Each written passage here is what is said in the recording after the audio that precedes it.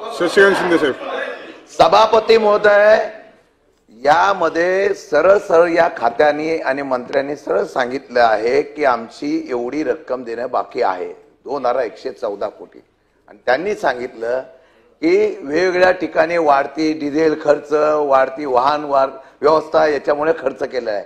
Provident फंडाचा पैसा हा राष्ट्रपतींना सुद्धा वापरता येत नाही, अशा प्रकारचा नियम आहे आणि अशा प्रकारचे सूचना आहे. जर अशा प्रकारची रक्कम प्रॉव्हिडंट फंडाची ती दर महिन्याला तेथे होते आणि मालकाचा शेअर सुद्धा त्या ठिकाणी तशा प्रकारे जमा होतो, दोघांचा शेअर जमा होतो आणि तो जमा झालेल्या शेअर्सवर इंटरेस्ट आणि व्याज मिळत असतं.